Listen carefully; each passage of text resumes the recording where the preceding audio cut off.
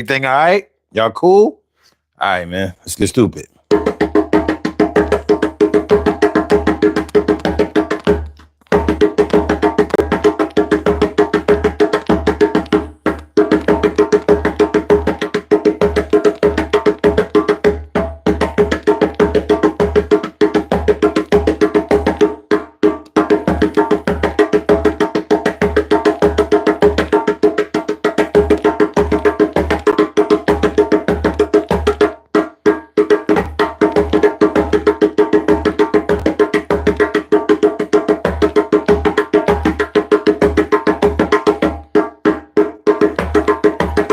Yeah.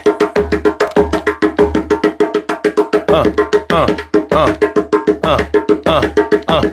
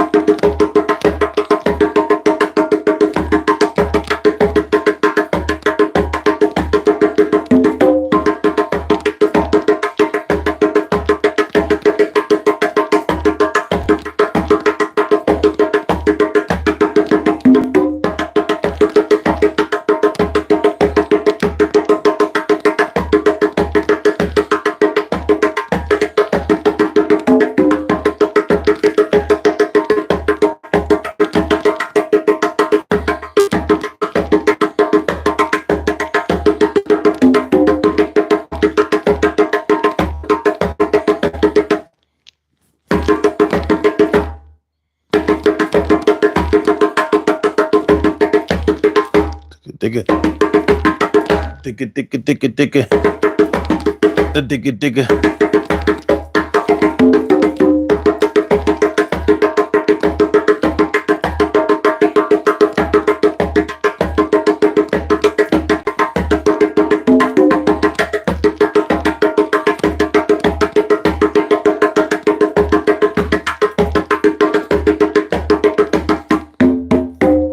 Let's go.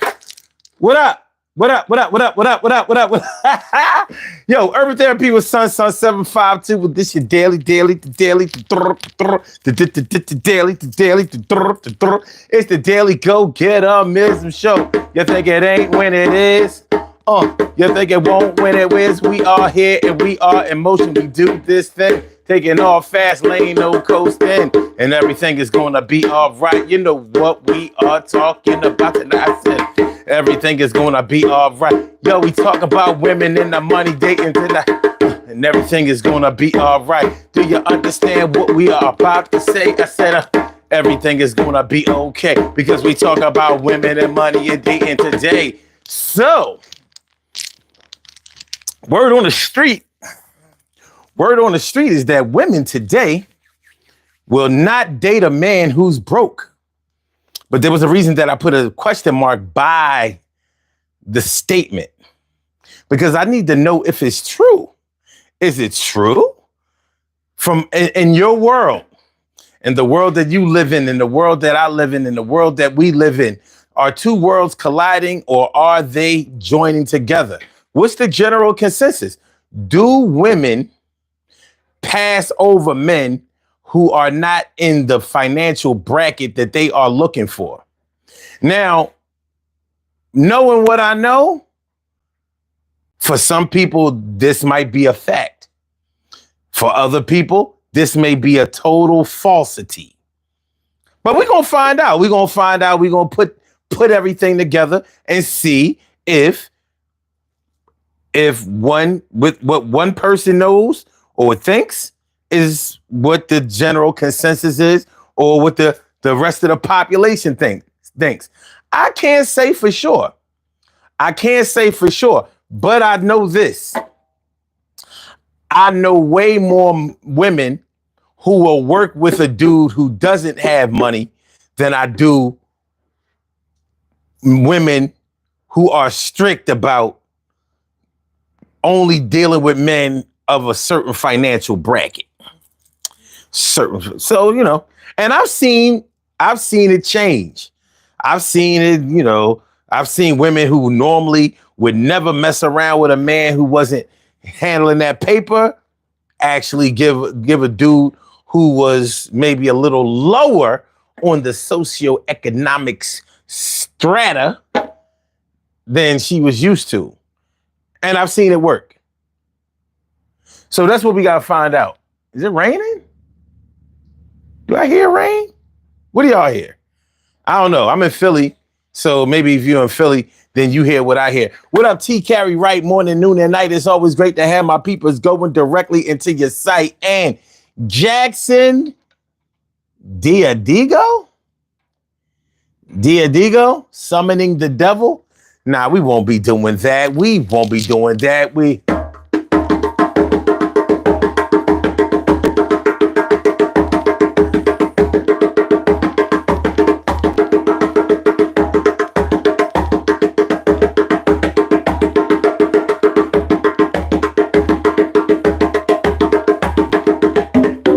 All right, let's get it popping, man.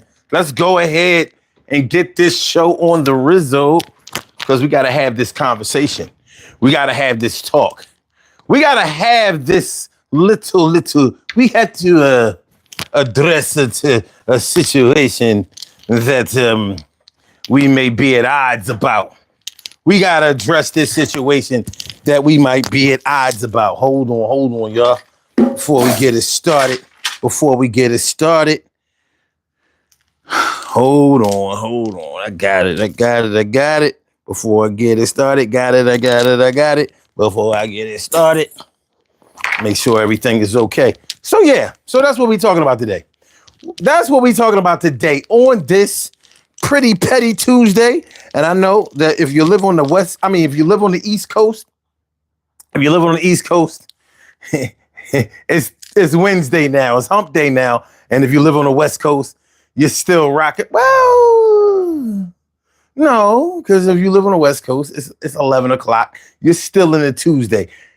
On the Tuesday side of things. But nonetheless, this is the Tuesday show because we come on late at night. So that's how that goes.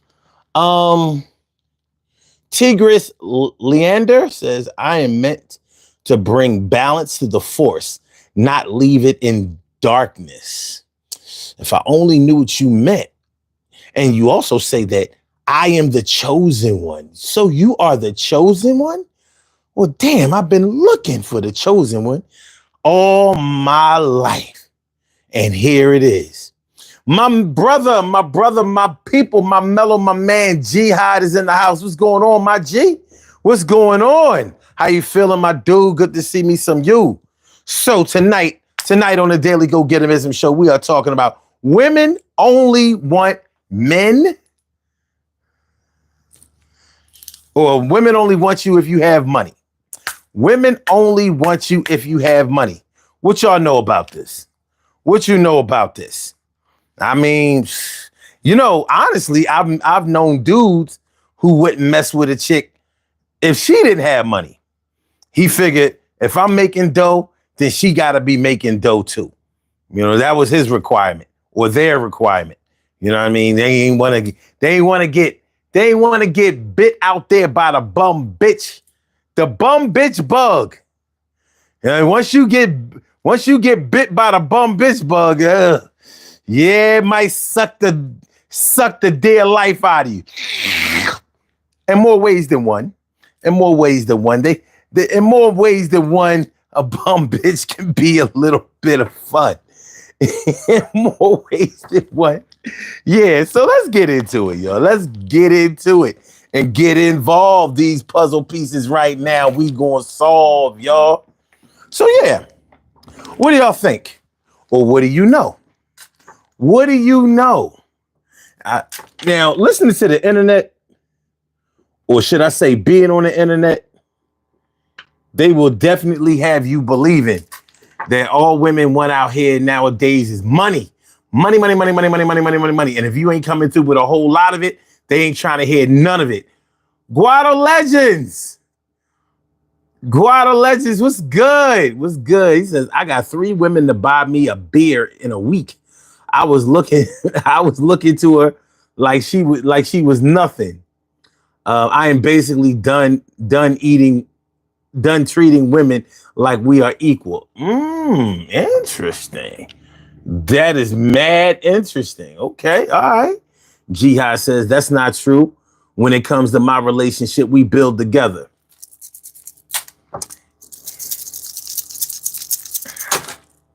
That's always the type time I'm on. Like, when it comes to men, to me, it all comes down to this. You either pay for pussy or you don't. I mean, really, this ain't hard work. You either pay for pussy or you don't pay for pussy. And I don't know too many dudes who pay sometimes and don't pay every now and don't pay, this, that, and the third or whatever. From the ones I know, either you trick or you don't trick. And one thing is for sure, from what I've known and where I've been and people who I've met, you can't talk a trick out of tricking. He gonna pay for that ass. As a matter of fact, he don't really believe in no ass that don't cost nothing. Like, in a lot of tricking dudes' minds, they think that if the pussy is free, it's gonna burn me. I can't explain it. All I know is that, he told me, and they told me, and they showed me, and getting no pee for free. Yeah. Okay. What up, my man Troy Diesel? Troy McNeil is all up in the house. My man Troy Dees is all up in the house. What's going on, my brother?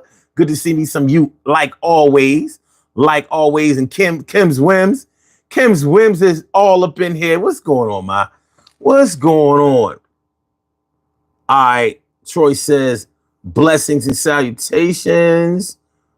All right. That's what's up, man. Good looking. What up, Ty or TY? And he says, I'm not paying for shit. So he wrote that so fast, he forgot the ing. He said, I'm not paying for shit. I'm not paying for shit. No, I'm not paying for shit.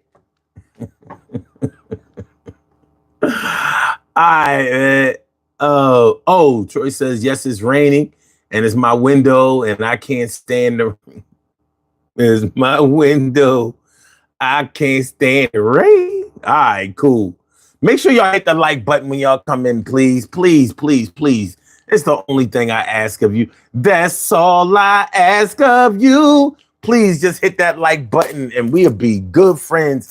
I promise you I'm gonna come through with the good material, the nice content. All I want you to do is drop a like. I won't blow up your phone. I'm not gonna hit your email. I ain't gonna bug you. You know what I'm saying? I'm not gonna knock on your door. I'm not gonna ask your mom where you be at. I promise. I promise. Guada Legend says if you buy her a $5 ice cream on a date and she gives me some, it is prostitution. What? I can't say I agree with that. Can't say I agree with that. Eric Gaynor says, was Gandhi sneaking Snicker bars under his blanket during the hunger strike? I don't know if Snicker bars was out, but he might have been eating that good Indian candy. I can't tell you what kind of candy it is, what brand it is, but he might have been, he might have been rocking with that good Indian candy on the low. Although he looked like he was genuinely not eating. Let me see. Jihad says, Ty, you gonna pay some way. You can always tell those of us who have been under the tutelage of some wise ass old heads. Because the old heads told you, you gonna pay for something. You might not pay straight up and down like an exchange. But if you take out the dinner, you buy her flowers, candy, go to the movies.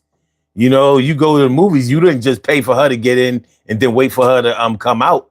Wouldn't that be some shit? I wonder if any broke dudes have done that. Like, listen, I don't have enough money for the movie for both of us. So I already saw it. You go in, watch the movie. Don't sit next to nobody handsome. And I'll be right out here waiting for you when you get out. I got enough money for us to go get something to eat, but I don't have enough money to pay for the movies for both of us. I'm balling on a budget, baby, dating on a budget. I'm balling. I said I'm balling on a budget and I'm dating on a. I said I'm balling on a budget and I'm dating on a. I said I'm balling on a budget and I'm dating on a skinny. I want to get with you and I don't know many that I would ever sacrifice and really be this transparent. But I'm trying to get with you, hit you and become parents. Yeah, a boy and a girl, maybe two, maybe some twins. Yeah, I'm about to get it in. I don't know. I know one thing, that Kim's Wim shot me a super sticker. I know that. And I appreciate me some her. Thank you, Kim. Appreciate me some you. Appreciate me some you. Appreciate me some you. Appreciate me some. Thank you so much. All right. What up, West? And Jeff Sprayberry, what's good, man? Good to see y'all. Thanks for coming through, y'all. Thanks for coming through. Ty says, I'm not paying for a thing. God gave for free. I don't know, man. You missing words on that shit. I don't know. Your credibility might be a little. I don't know. I can't. I can't.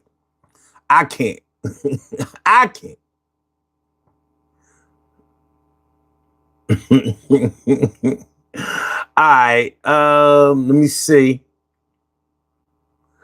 Jeff says, you better be careful. You might be paying for the rest of your life. Shit happens. You gonna pay for something for the rest of your life, right? You know what I mean? We ain't get here for free, and we ain't getting out of it. We ain't gonna make it the whole way for free. You ever do that? You ever be broke? You ever go through a rough patch in your life? You know what I mean? You be broke or whatever, and you be thinking like, you know what?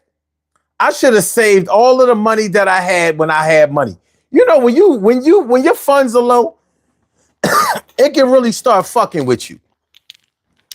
That's why I always say that it's not good to be broke for a long period of time, because you start rationalizing crazy shit. Outlandish shit like, yo, when I was getting paid, when I had money, I should have saved every last penny I had. And then I would have it now. Totally forgetting that you had bills you had to pay. You had expenses that you had to pay. You had living expenses, operating costs that you had to pay.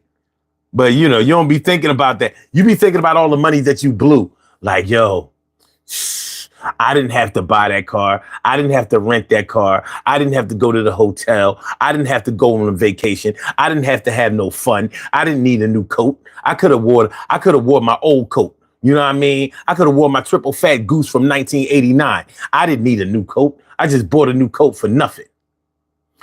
And if I hadn't bought that Pele, if I hadn't bought my Pele jacket, I would have $700 right now. But no, I had to buy me a Pele, buy me a Pele.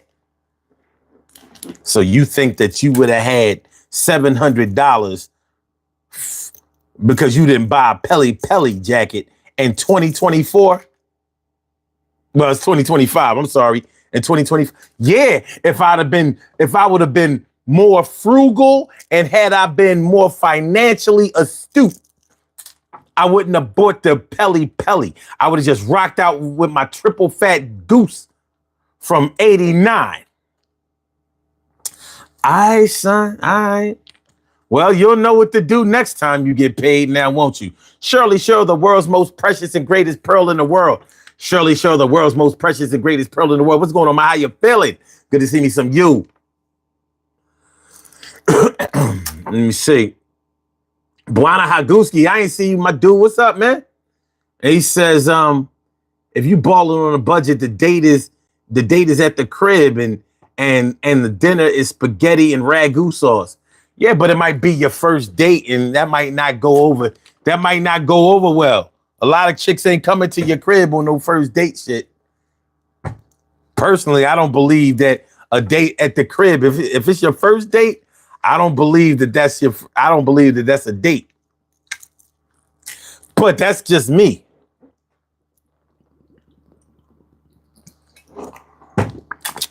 It's a meeting and it happened on a date.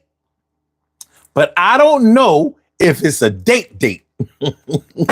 I don't know. Good to see me some y'all, man. Please hit the like button as y'all come through. Please hit the like button. My people's wisdom was good.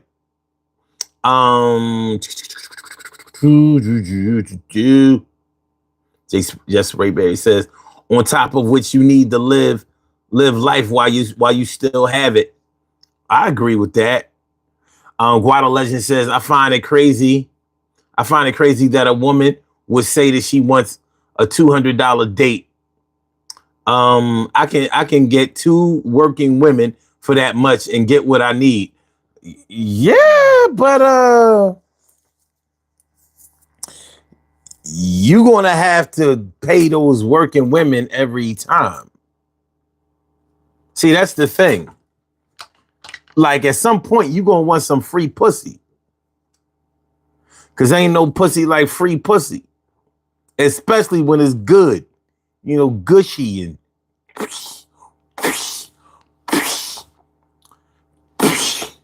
you know what I mean? You got the fountain. You know what I mean? You ever been in some twat that's so wet? It was spraying so much you start throwing quarters and dimes and nickels in that shit. Like, damn, baby.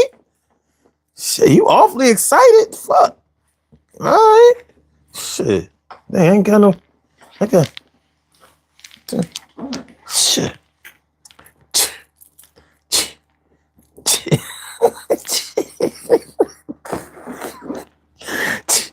Damn, that shit crazy, son. That shit crazy.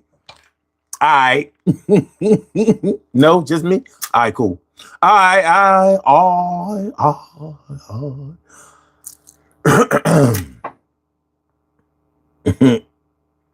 Okay. Let me see. Jihad says, I enjoy my life because you can't bring it with you. That's why it's a such thing called policies for your spouse and your loved ones. I agree. I ain't got no problem with that. Guado says, when you get money, you don't need to buy shrimp and lobster. Just make a cheap meal of rice, beans, chicken, and water. Well, God damn. Shit, I like to eat better than that. Buana says, nah, I'm wearing my 1987 members only jacket. Take it back a few years though, because we wasn't rocking no members only jacket in 87. You want to take that all the way back to 82. You gonna take that back to 82. And 87, you want to rock a leather bomber with the supposedly possum fur around the collar. That's what you want in 87. All right. Reese's vintage the way. Well, what does that mean? Wisdom says, good morning, son. A family, no money, no honey, especially old white man, ATM in Thailand, hurting young girls. Oh, hunting young girl. But rest cases, wait a minute. But rest cases depend on family bought up their bought up. Okay. There are good girls keep up with just enough money. What the hell? Guado says, I can cook. I save so much money and my food is arguably better than most restaurants. All men should know how to cook. But even you know how to cook, that don't mean that your John ain't gonna want to go out sometimes. You know what I mean?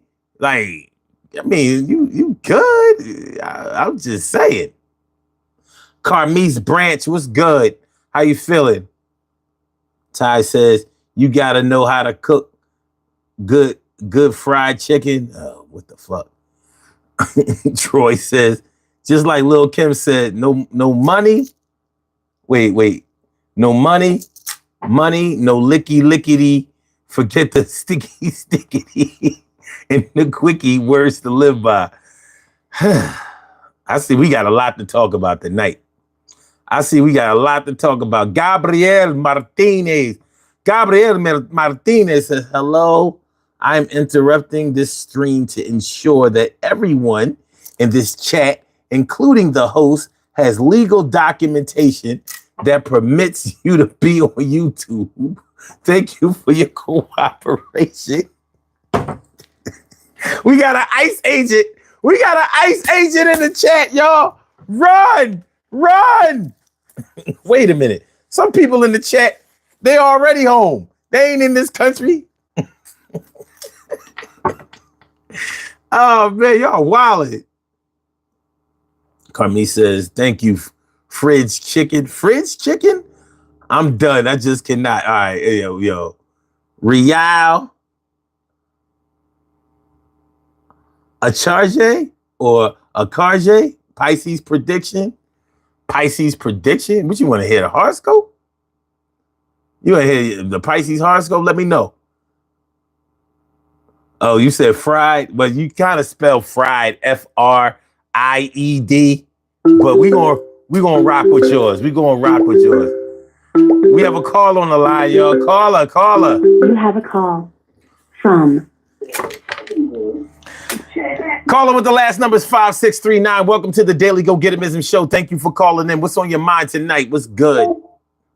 Oh, I just called in before y'all start the women bashing bullshit. Oh no, it ain't gonna be no woman bashing tonight. Not for real. Because this is a question.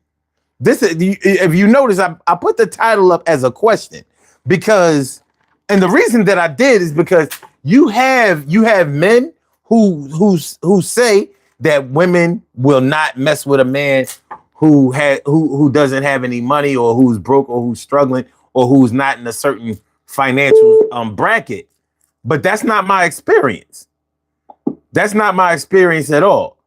And I'm not just talking about myself. I'm talking about. You have a call from. I'm talking about from the women that I know. Hold on. Oh, y'all good. Yeah, from the women that I know. Shoot, I got mad stories of chicks, telling me like, yo, I gave this dude a chance, or these dudes, or I'm so used to dealing with dudes, helping them out, helping them start businesses. I've gotten them jobs before, whatever. And, so to me, there's a big disconnect when I hear somebody say, you can't get no pussy, or if you don't have no money, because that sounds like straight prostitution, in which that would make sense. You know what I'm saying? That would make sense if we talking about prostitution, but if we not talking about that, it doesn't make any sense at all to me. But I've heard one of the things that sparked me to do this show is because I was going back and forth with somebody online that told me that if you broke, you shouldn't be dating. Like sex should be the last thing on your mind if you broke. And I was like, now I've seen that on the internet years, at least 5-6 years.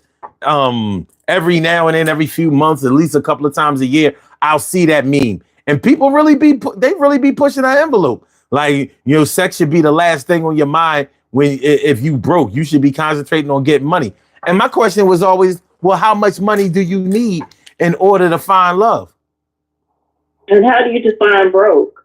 Because one person's broke may not be the same broke for everybody. I'm glad you said that, Kim, because this dude was going back and forth with me for 3 days over this bullshit, right? No, it was only 2 days. And he finally shut the fuck up when he told me that he was making $50,000. He said at one time he had $50,000 and he was messing it up because he didn't have a stable place to live. He was just fucking up the money, drinking, smoking, whatever, not doing what he was supposed to do. I said, it didn't matter whether you drank, smoked, or whatever. I said, you still broke at $50,000 a year. You're not poor, but you broke. Ain't no way you can say you paid. Anything under 6 figures is potentially broke in today's economy. When you really look at it, especially if you have a couple of mouths to feed, and a $50,000 salary, you're not bringing $50,000 home. That ain't what you doing. How much you bringing home at 50 grand a year salary? You be lucky to bring home 35, right? Yeah. All right. And when you see a couple mouths, that could be you and a pet. Yeah. So I told him, I said, you broke at 50,000 a year. I said, but you can still go out. You can still, you can have a car. You can have an apartment. You can still go out and eat every now and then or whatever. You know what I mean? Take care of your sweetie. You might even be able to take care of your child and pay child support. But believe me, you up against it. You up against it. You are not flying high. So he ain't say nothing after that. When we're basing relationships on finances, and especially if you're basing love on finances, that just puts us in a bad state of affairs. That's some of the problem now. That's why these new people don't know how to have relationships today because of this kind of narrative that's out there in the world. And it's all over social media, which some people think that is life, and it's truth to life, which we know it's not. And it just makes these new people are fucked up because of this stupid ass narrative that's out there. It's a lot of people who are in relationships, who are dating, who are everything. Hello. What up, Troy? What's going on, man? I'm calling in for the woman bashing bullshit. Okay. Okay. Okay. But how you doing, my sister Kims? I'm well. How are you? I'm doing fine. I just thought I'd call in with the opposite version of what you called in for that you didn't call it. Okay, that's fine. That's fine. I'm ready to go head to head with you. Let's do it. I'm not going head to head with no one. I'll just go by songs that I've heard on my upbringing. I already said, Little Kim said, no money, no licky. Forget the sticky and the quickie. That's what she said. That wasn't in me. That's in the Bible. That's in the Bible in the Book of Horror. That's in the Bible in the Book of Horror. Before he became Biggie, the big artist. So we know that's not true.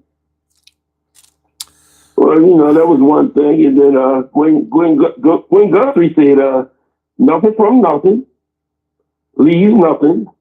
You got to have something if you want to be with me. You got to have a J-O-B if you want to be with me. These are words that's coming out of women's mouth. And what some women do, they live by this, live and die by this. But aren't those just lyrics to songs just like these rappers out here who claim they grew up in the hood, shot a mama in the back, took her down the street, fucked her friend in her back. I mean, that's what bars. I think you didn't do none of that. I'm just saying.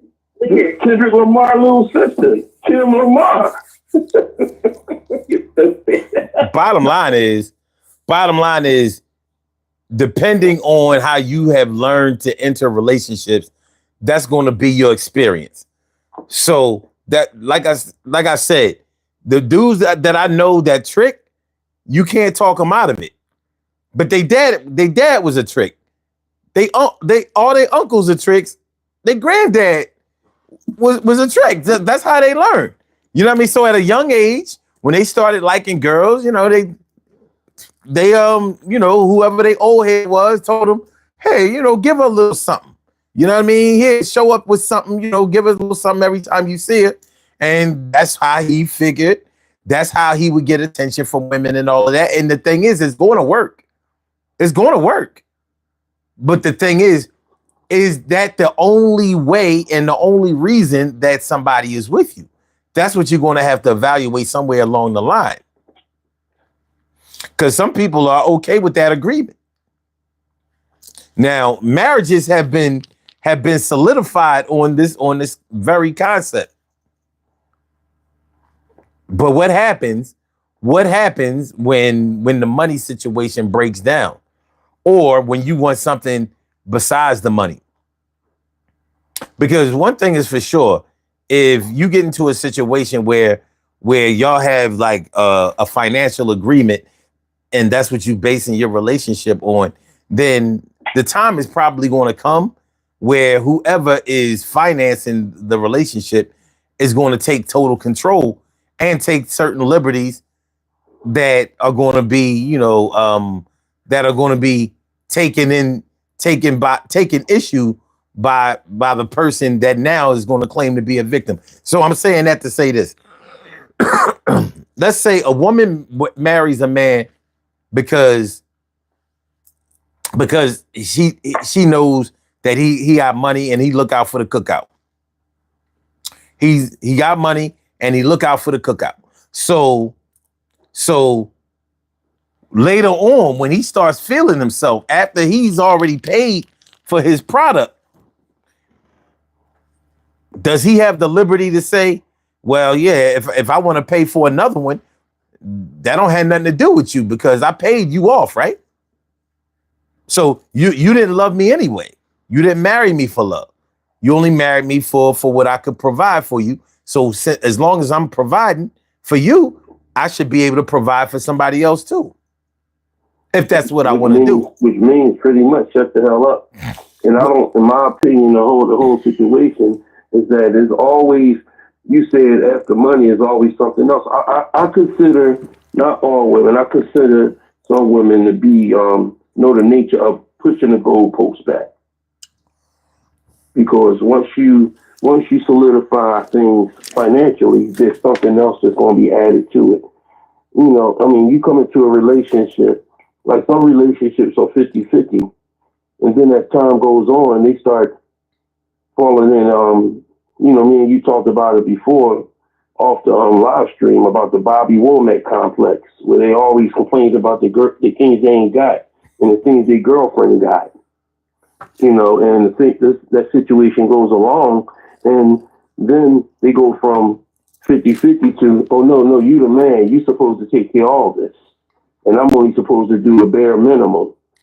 And that's not necessarily true, because if you're in a unit, and if you're a family unit, you're a team. There's no I in team, and there isn't a me in that shit, but there's no I in that shit.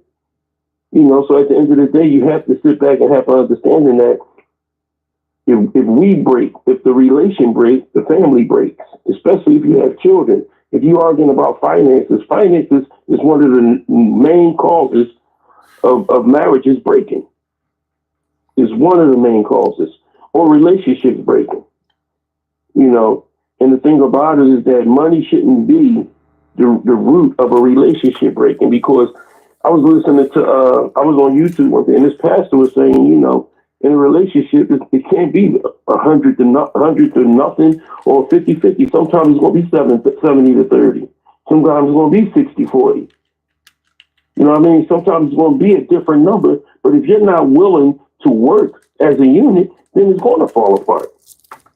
So, and that's financially, and when it comes to females, the internet and social media has ruined some women, because they listen and they become so at all what other people get, or they go on Facebook or Instagram and see other people enjoying that part of their life, and they're not realizing the struggle that they might have in the other part, because they're not showing that. What makes you think people are going to show the negative part of their life and they're not smiling on Facebook? You think they're going to get on there and show you an argument between them and their mate? So, but let's not stray too far away from what we. No, I'm not straying from it. It's part of the same thing, because it's finances. You talk about money. But here's the thing: in a relationship. Yeah, but that's not strictly what we're talking about. The show is called "Women Won't Date a Man Who Doesn't Have Money."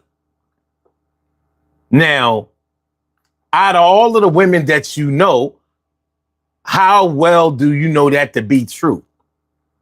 Like, if you could break down percentage of all the women that you could think of that you know, what percentage of women do you know that will only mess with men, of a certain income bracket or whatever? You know what I mean? Because I can honestly say most of the women that I know. No, you say a percentage. Gun to the head, percentage. Yeah. Most of the women that I know. You gonna let me finish, or you gonna keep cutting me off? Because I know what I said. Yeah, I got this. I just like to use your terminology. Okay, all right. So I'm thinking like in the 90%, only 10% of the women that I can think of that I've known over my entire life are only on some old I won't date a man, but unless he has this or that. I'm that's not my experience. I don't know nothing about that. And I'm not even just talking about towards me. I'm talking about this is how they play. You know what I mean? Have you only dated men with money the entire time since they've been dating? No, what I'm saying is only 10% of women that I know date men based on their finances. The 90%, the 90%, they don't rock like that. You know what I mean? Okay. Yeah, so that's why when I hear people talk like that, I'm like, well, you're probably in a different world than I am. Because somehow I've escaped that world. I'm in a different world than the average person. Let's try that. Yeah. Now I do know some people who really don't play when it comes to the finance. Like my niece. My niece do not fucking play. When every dude she fuck with is on a high income bracket. She don't play. And I imagine maybe her girlfriends, they in their 30s, but she been like that since she was a late teenager and all of that, But what goes into that, dudes in the drug game and all of that kind of shit. Because we're not talking about regular money. You know what I mean? We're not talking about cats cats that we knew back in the day that worked at Roman highs and shit like that. You know what I mean? Like no, we talking about. She like them dudes who get money like that, and the ones who have parlayed it into like legitimate businesses and all of that. But yeah, like the rest of our family, we didn't get down like that. You had to have a regular job and be about something. You know what I mean? Like she ain't none of the women in my family going to take care of a man that ain't trying to do nothing. but plenty of us have You know helped what I out. always, you know what I always told my daughters. When my daughters was growing up, and I tried to teach them something, like as they became teenagers, I said, listen, your goal as a young lady is to get to the point where you are well off. You're taking care of yourself. You got your own house. You got your own car. You got your own money. You got your own friends. The only thing you need a man is for companionship. I never want you to want a man for money. Never. Because once you need a man for money, then that's a dangerous relationship, and it becomes demanding on you to provide them with things that you can't provide them with. You know, But to leave them especially you. unhappy. Say that again. I said that to leave them unhappy. Right. That's a And that's the miserable thing life. about it. So I think any female, I think any female should want to be. And at the end of the day, when you certified and you doing your own shit, they come to you. So you make the decision on the one you want to be with. That's your decision. Don't be cocky with it. Don't be condescending. Be still be that genuine woman that you want to be. But don't walk around with that cocky attitude that your shit don't stink. When we know we got to spray the bathroom after you leave out of it. You know what I mean? I have a cousin, and I can't. I hope she hears this. I'm going to share this show with her. She's going to be so angry. I don't care. My cousin Danisha is one of these ones who's always dated based on income, and she's the most miserable bitch I know. She's never happy. She's never been in a happy relationship. She's always cheated on, and she can't figure out why. And it's like, because you always want a nigga with some money, and girl. And it's always due to do nefarious things to make money. So she's always worried about foolishness, police, somebody on their ass, somebody chasing them in a car, somebody knocking on the door in the middle of the night. It's always some kind of monotony with her. So she's never happy. She's never had a successful relationship based on dating these guys because of their finances. It just seems like a very unhappy and miserable life. There's no normalcy to their relationships. And she's in her 40s now. She's still very unhappy. Like, she's never had children just because of the lifestyle these guys have lived. And because I don't want to deal with baby mamas and blah, blah, blah, blah. And it's like, well, first of all, stop dealing with dudes who call their other parent a baby mama. That's number one. And number two, quit selecting based on their pocket. And she, for whatever reason, has not gotten that through her head. And it's just a miserable lifestyle. Watching her is just disgusting. Because her thing is, I have this nice apartment. And my thing is, girl, you said apartment, not house. I have this nice apartment with these nice things. And he buys me all the luxury, name brand, everything, blah, blah, blah.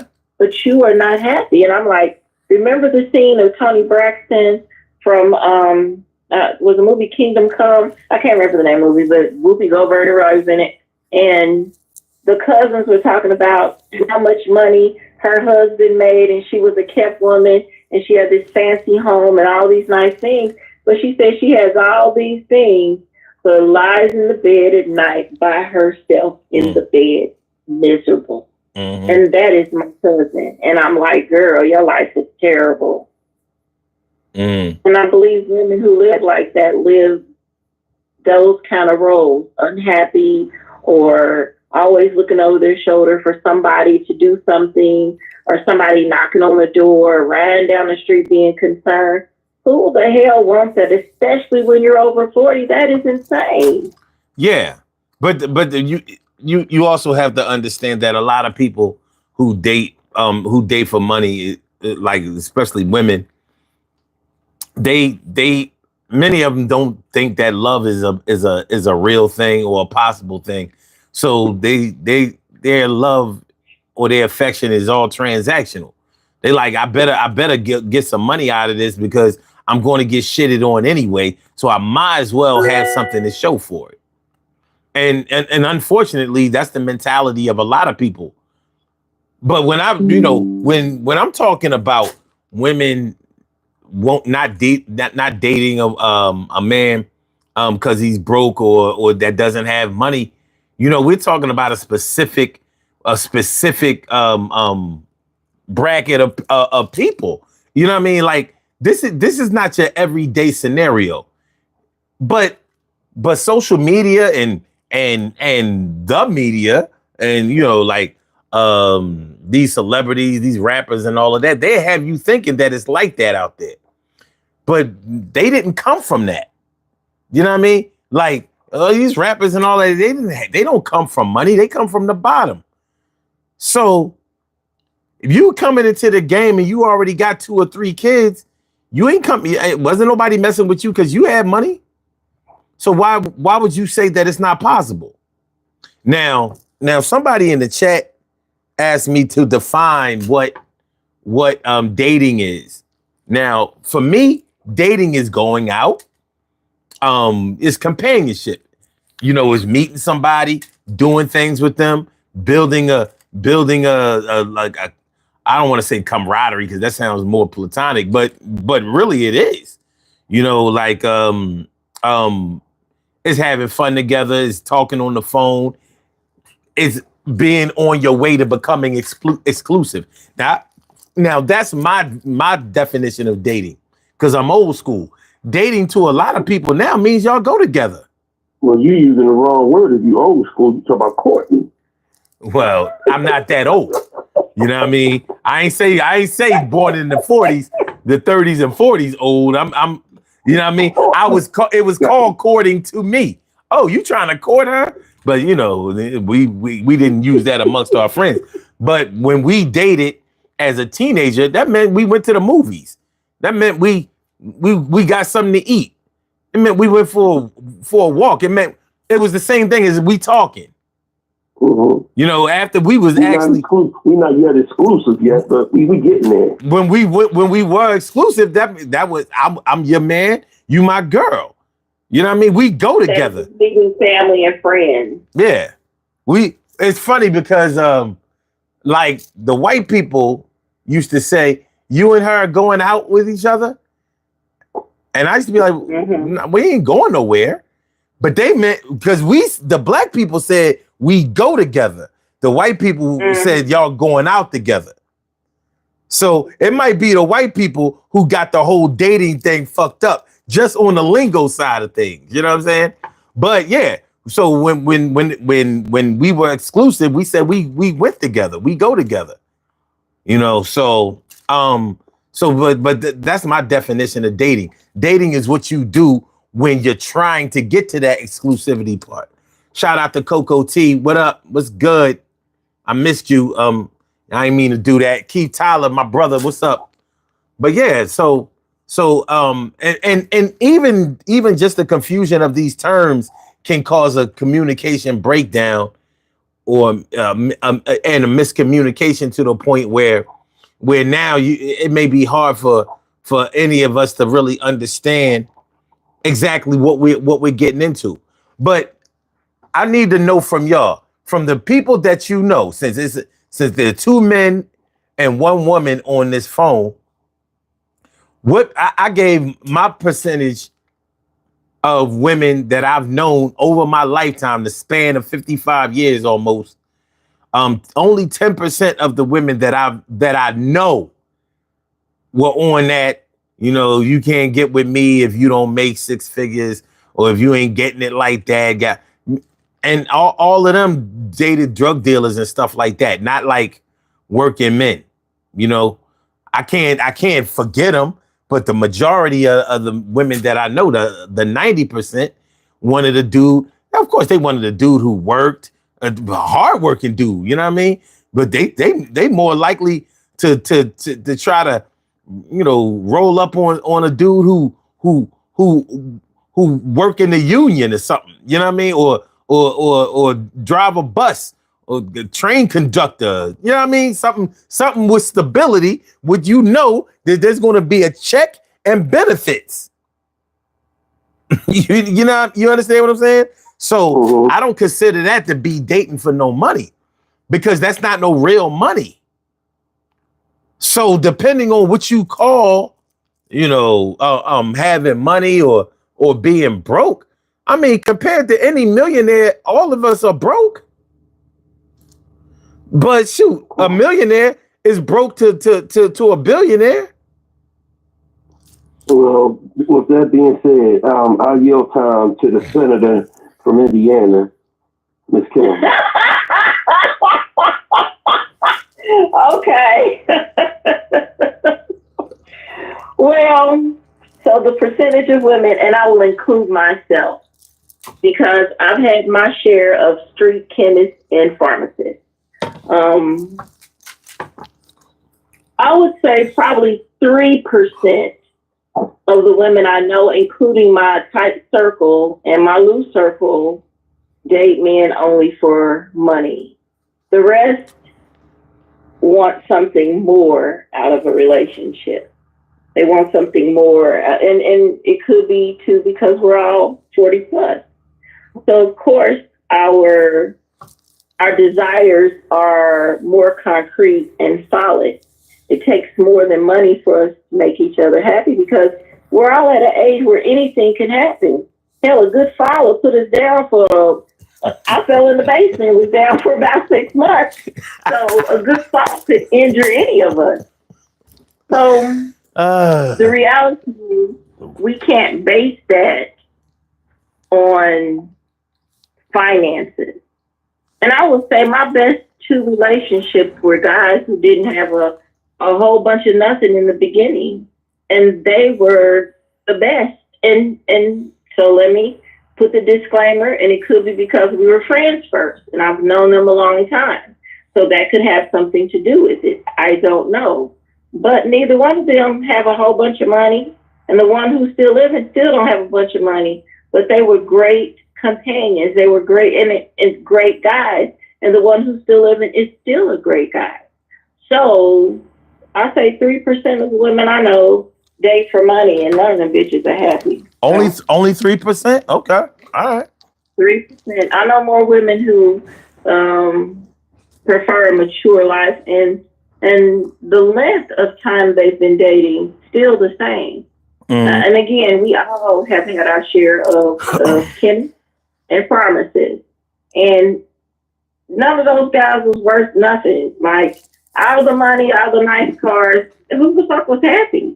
Nobody. I remember I dated one guy, and he came for money, and I always thought I had a good time with him until one day it was just he and I by ourselves, and I realized I don't even like you. Like I don't have a good time with you. I have a good time with you and everyone else.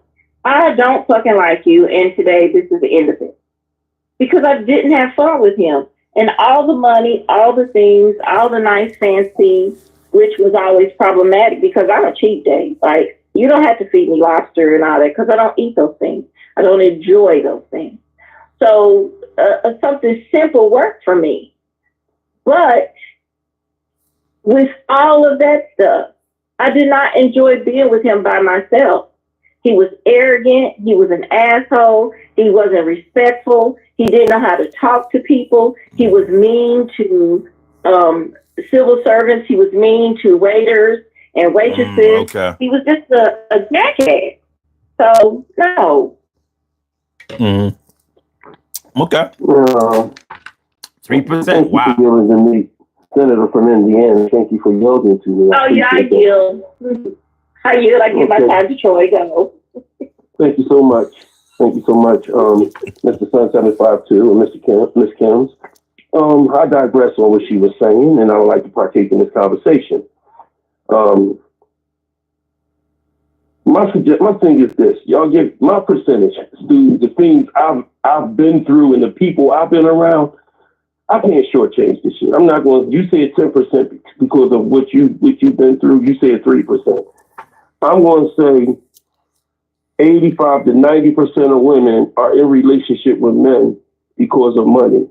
And then when the money is not saying that when the money is there, then they want more.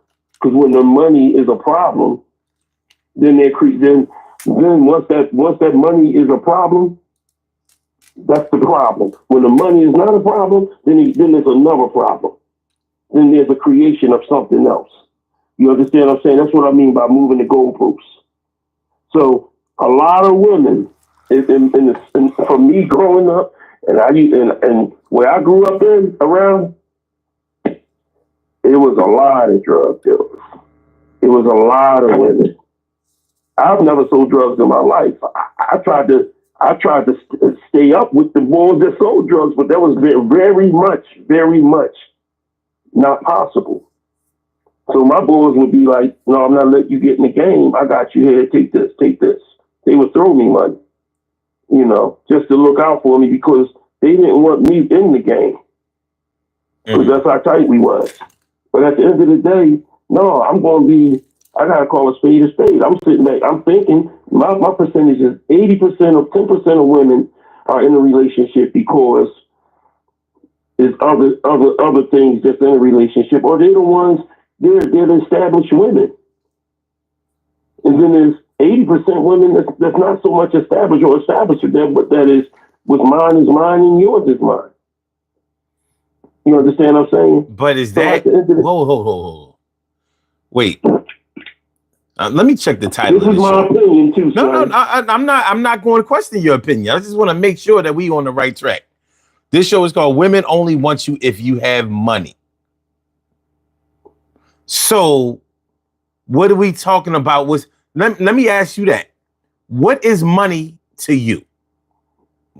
If you when you say to somebody, "Oh yeah, he got money," how much are we talking about? Well, money to me, I think that money is living within your means. You understand what I'm saying? If you don't have a child or no responsibilities but to yourself, then 50 to 75,000 can be within your means. But if you have children and other mouths to feed, then that's different. Now we're talking about six figures. But if it's just you, then it's different. You understand what I'm saying? Yeah, but you still don't. Okay. And that's to me, if you're able, regardless of what money is, if you're able to provide a lifestyle conducive to taking care of that woman and taking care of yourself, there's an amount of money that you can do that with. And what Bawada just said to me is that I couldn't keep up. I kept up with every female. The reason why I was able to stick out things, I go into a relationship making sure my woman don't have to ask for nothing because I'm already there financially. You understand what I'm saying? So at the end of the day, that's me learning from people. I didn't have a father to teach me. I'm learning from my grandparents. Seeing my grandfather go to work, seeing my grandmother stay at home, and he come home and give her the money, and she takes care of the bills and do all that. So when you sit back, when you sit back and you do certain things, that's when you only learn from what you see. I didn't learn from those street niggas. I didn't learn from anybody else. I've learned from what I've seen people within my unit do. Do you agree? Do you agree with a man coming home and giving his woman his entire paycheck? No, I don't agree with that. Okay. But I do agree. I do agree with this. That oh shit. Y'all sit down and discuss them bills. Wait. You broke up for a minute. We missed about 2 or 3 seconds of what you were saying. You said you do agree with this. I don't agree a man should come home and give his woman his whole paycheck. Okay, but you do agree that what? I would never agree with none of that. Okay. I think a man should be able to sit down with his woman, right, and have a decision about what bills have to be paid. Okay. And then we go from there. Okay. Because if she knows how to if she takes care of the bills better than you do, then that's how you do it. But if you take care of the bills better than her, then y'all sit down and that's how you do it. It doesn't have to be, let me give her everything. No, that's not how it goes. Because just like every woman has a rainy day fund, my suggestion, you have a rainy day fund too. You ain't got to tell me. Yeah, there we go. Yeah, no. I was the reason that I asked you that question is because what sparked this show was a meme that said the question was, it was on social media. It said a man who gives his woman his entire paycheck is a what? And people answered the question. So Well, a man who gives his woman his entire paycheck, I can't. I'm trying. I can't. I'm trying to see. Doesn't know better. He doesn't know better. I'm gonna give you a prime example. My older son. You know, I'm trying to tell him that when you get money, take part of your money and put it up for your rainy day fund. For if something go wrong with the car, if something go wrong with if the baby needs this, or if your woman need that, or if you need that. No, he come home, here, boo, and I'm like, yo, you can't do that. Because while you giving her all your money, she's taking part of the money you giving her and putting it in her rainy day fund. And then when your money's gone, she gonna say, well, your money back. Because see, what happens with money when you're in a relationship or when you're courting or however you go about it, how women just deal with men with money is that you sit back and you spend, right? And then turn back around when you don't have no money and she want to go out. She's like, damn, what happened to your money? You keep forgetting that I've been spun, even with miscellaneous. well, I'm thinking. Shit on you. Oh, I'm thinking that if a man come home and give his woman his entire paycheck, ain't she supposed to break him off with with an allowance or something? Like she don't get to keep the whole thing, do she? Like, so you mean to tell me you done worked and slaved and toiled and bust your ass at work all week or for 2 weeks straight, and you don't even get a breakdown? You know what I mean? Like, Okay, bro. you know what I mean? Do you get look, Kim? Do you at least get a debit card? I mean, can I get my swipe board?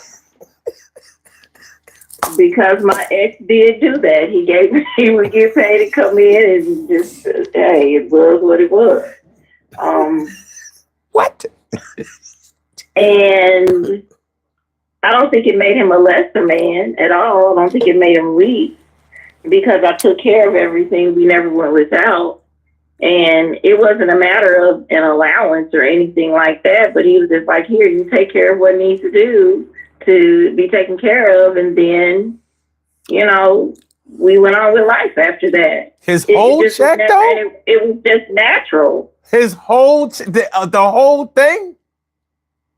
Listen, he like, you know, I got paid today. Go do what you need to do. So you pretty And much I go and do what I need to do. You had a baby face. You had a baby face, man.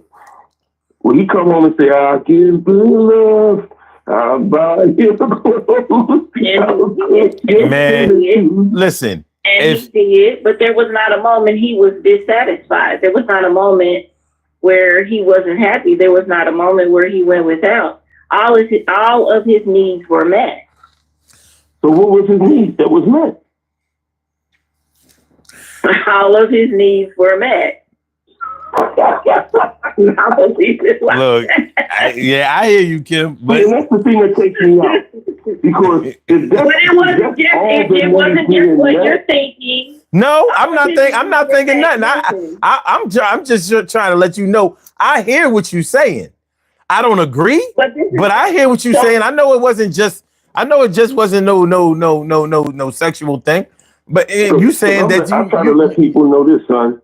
My favorite gospel song is this gospel song by R. Kelly, and it's one of the best gospel songs I ever heard. When he said, "You must be used to spending and all that sweet whining and dining. I'm fucking you tonight." That's my best gospel song. That's your best gospel song. Let the choir say amen. There's two sides to it. It could be. So when we first start dating, again, this has been my friend since we were teens. So when we first start dating as adults, he was in school at the time. And, you know, we were messing around at first. That's all it was. And then, you know, it turned into something else. Usually that's what happens. And he was in school at the time. So he didn't have an income. As a matter of fact, he got a job working with my cousin. So when he decided, you know, I want to do XYZ, I was like, okay. He came in and I handled everything. And when he finished school, he got into whatever job, and then he decided, now take a break and do what you want to do. So he stepped back and allowed me to start a business, and he took care of everything. And that's when it turned into, hey, I got paid, go do what you need to do. And when I say all his needs were met, he had everything that he wanted. He shot, he liked deer, he liked fishing, he had the expensive fishing poles and all the gear and all of those things he still had. When I say all of his needs were met, they were met. Well, where did he get it if he had no money? Like, did he have a debit card? That's the part I was getting ready to say. What I'm saying is that if he's meeting the needs of what he needs to meet for you or the relationship, then what's the other part of the female part? What needs is she meeting? Other than just the sexual part, what other part is she meeting? Because there has to be a two-way street. It can't just go one way. Well, it was never just a one way, and it's never just about sex. And it's never just about a good meal. I say other than that. It's about he got support just like I got support. When he lost his best friend, I did everything and went out of my way for him. When he was sick, I was there for him. When he needed to have moments, I was there for him.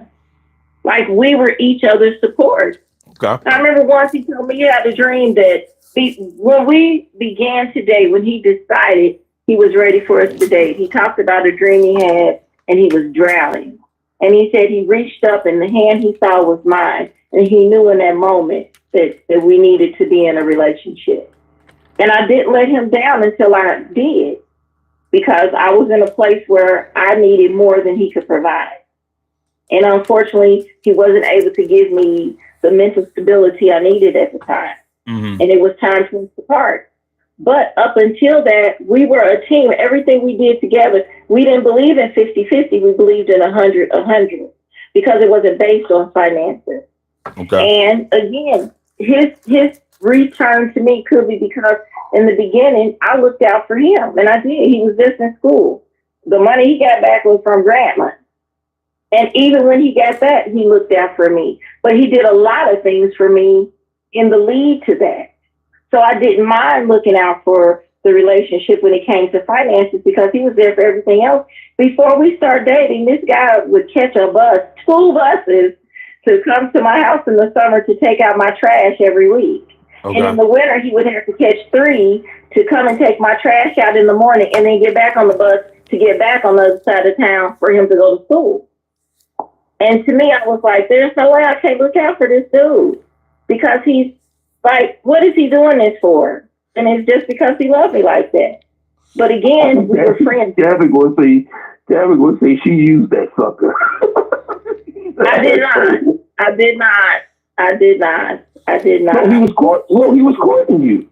Well, that's part of courting. That's part of wanting to be with a person. What she's saying. No, go ahead. Go ahead. Finish, Roy. No, what I'm just saying is that, one thing I can't understand is when other brothers sit up here and they make light of what another man does to court a woman, whether he taking 3 buses to go back and forth, or 2 buses to make sure he can do what he can do for her and then leave and stuff like that. That's some man shit. That's something I really want to be with this woman. Let me show what I'm willing to do and go above and beyond other than finances. If I can't offer you money, I can offer other things. You understand what I'm saying? So I can't knock that man. I respect what he did. I'm not going to sit up here and say he's a sucker. No, he's a fucking man. I respect that. I respect the fact that if that's his choice to give him a whole check, give him a whole check. But my suggestion is always have money on the side for if something goes wrong. Because if you getting, let's say you get $3,500 a month and you giving her $3,500 a month, you know what I mean? Then that's the whole thing about it. You don't do that. You have to take some out for yourself. You shouldn't even ask for allowance. You should be saying, let me take this part out for myself and let me make sure I can take care of this part. Well, see, he had money on the side because I made sure he had it. Here's where I am with this. First of all, any agreement that a man and a woman have together, if it works for them, it works for me. You know, I mean, I'm not gonna tell nobody how they should conduct their shit. On as far as a man giving his woman his whole paycheck, only if the only way I could see that being a viable choice or whatever is if he's not good with money. Let's say he either has a drug problem or a gambling problem or some shit like that, to whereas the money literally burns through his pockets. You know what I mean? So either he has to get it into the hands of somebody who can manage the money. You know, and that actually describes a lot of people. Some people make more money on by mistake than a lot of people do on purpose, but they can't keep none of the money because they spend it as fast as it comes in. You know what I mean? They used to the quick money, and they used to, you know, the skills that they have to produce the money. So they never learn how to save. They just only learn how to make more and more and more, but they don't keep any. But I ain't really want to get hooked up on that. With everything that Kim was talking about, pretty much confirms what I'm thinking about. Most women are not dating a man just for his money, or will not disqualify a man because he's broke. Now, when we start talking about women who will straight up not deal with a dude who is nice, who is decent, and who is hardworking just because he doesn't have the kind of money that she wants, we're talking about a certain kind of thing. You know what I mean? So, I heard what Troy was saying, and I think that we're all broke to somebody else who has a lot more. And even, you know, they're just, we have to take the economy into consideration, inflation, living expenses, what city you live in. You know, like Philadelphia used to be a very affordable, large city to live in. It's not as affordable as it used to be. Nowhere near it. So you're gonna have, in order just to keep a roof over your head and to be able to have a couple of dollars left when all is said and done, you're gonna have to be making a certain amount of money or whatever. So there is a certain amount of money that even if you make it and you can keep it all to yourself, you're still broke. Because, you know, if you could have your annual salary, like if you make $35,000 a year, and this is no disrespect to anybody who might make that, but if you make $35,000 a year, you're not taking home $35,000 a year. And even if you could have $35,000 cash money in your pocket, yeah, your pockets would be large. But that's all. You know what I mean? If that is all you have to your name, then you are in a tight spot. And I know what it's like to have that kind of cash on hand, but that's all you got. Ain't none coming in, ain't none in the bank, that's all you got.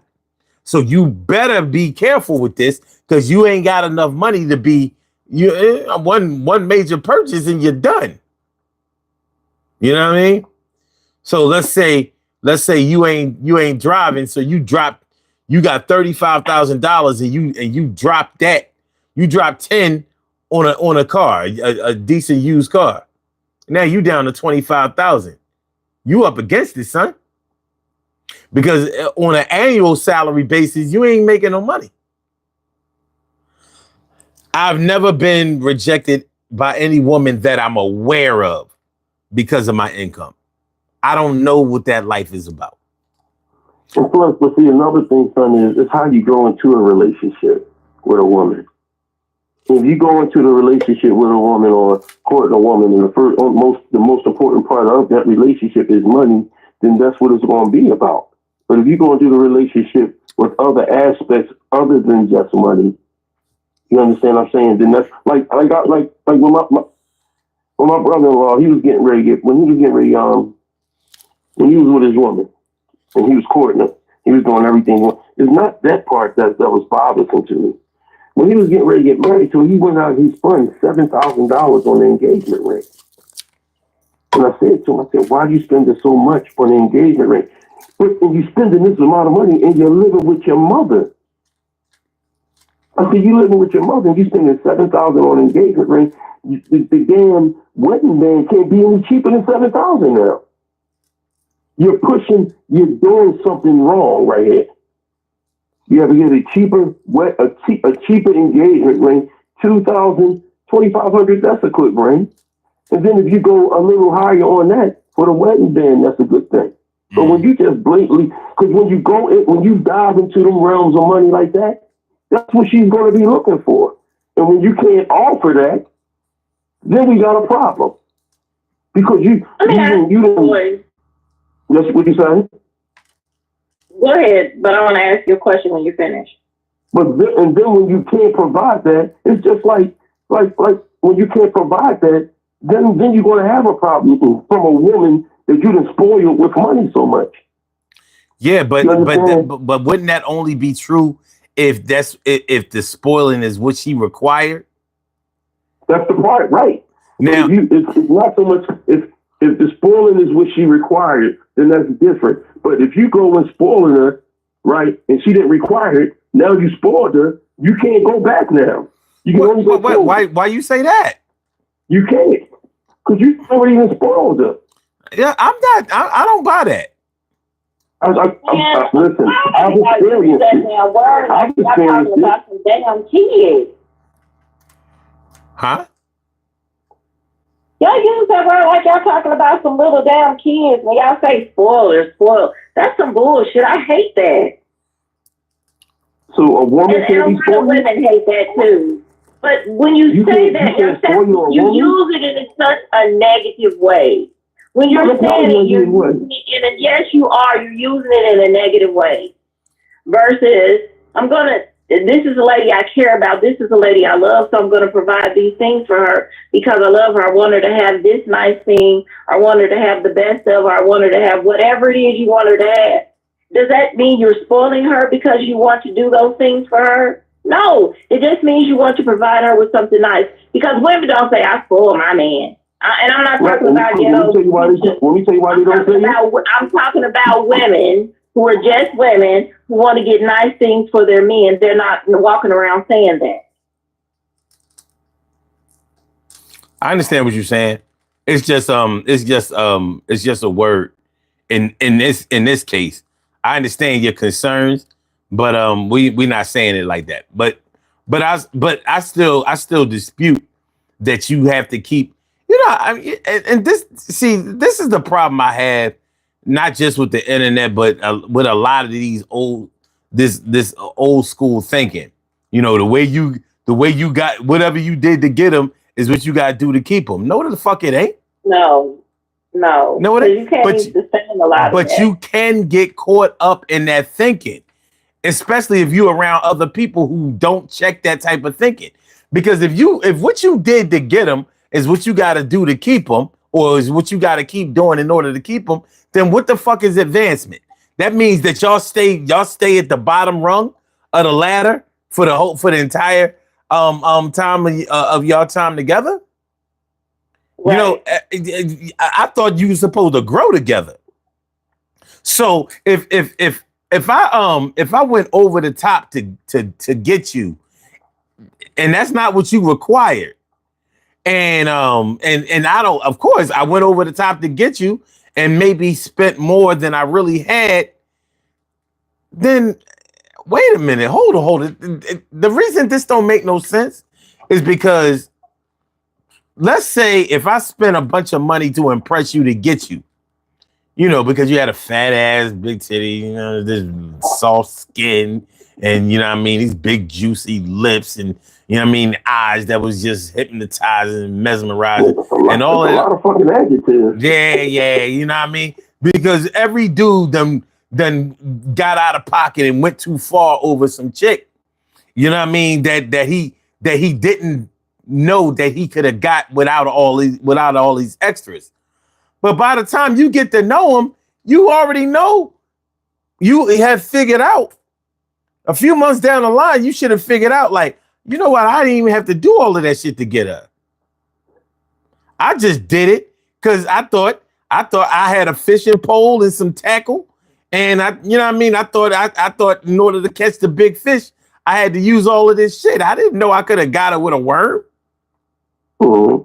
You know, but once I found out I could have got her with a worm, like, if anything, I should like her more. Like, oh shit, she ain't requiring me to do all this old extra shit. Here I am, here I am, you know, acting like I'm tricking her and all of this shit, and I ain't got to do all of that. So that tears down the whatever you did to get them. You got to keep doing it to keep them. Now, if you're talking about some more tangible things, like, well, to get her, you treated her nice. So yeah, I can understand having to keep doing that in order to keep her, or in order to get her, you listened to her. You were attentive to her needs, her emotions. You asked about her. You acted like you cared. I can understand you having to keep doing those things in order to keep her. But spending a bunch of money, like you got it like that when you don't. If you got to do that in order to keep her, then shit, you better let her go. It don't make no sense. But we can. So I have a question. Yes, ma'am. When you say this about your brother-in-law, he spent this much on this ring. Did she know he was spending that much on this ring while he was living with his mother? She knew he was living with his mother. I don't think she knew how much he spent on the ring. So did she eventually find out how much he spent on the ring? I don't think that he told her that.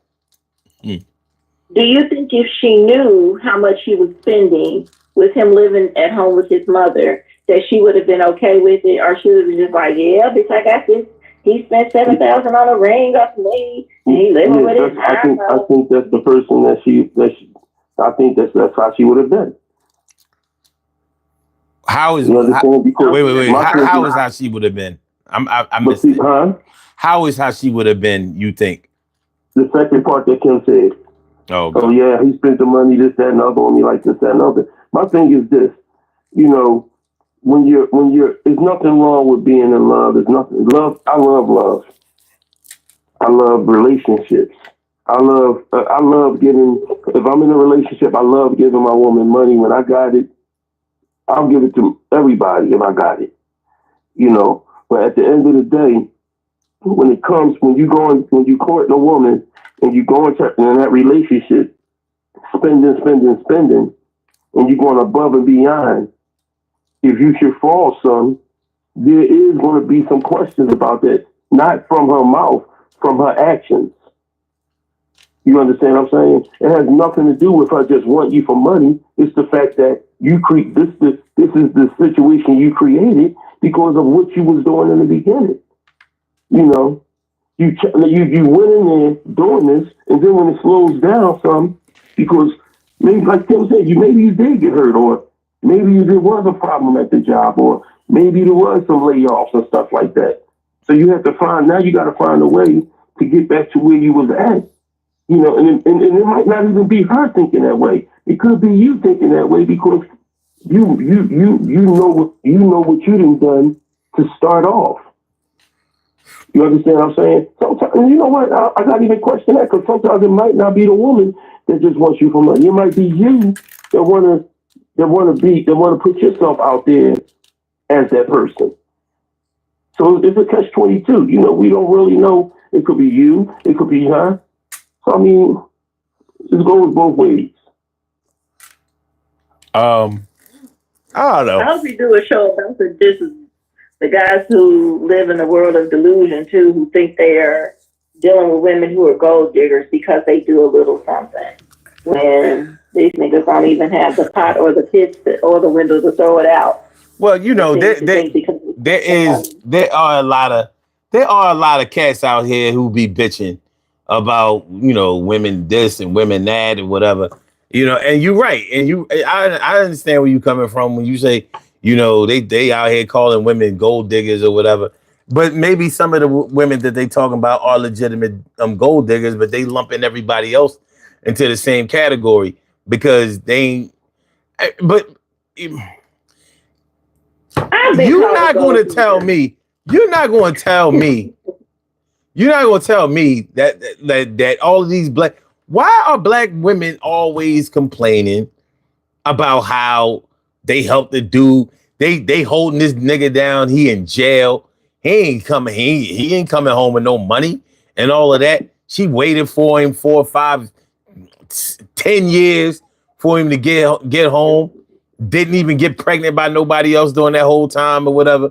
You know what I mean? You're not gonna tell me that you only with some dude because he got money in situations like that.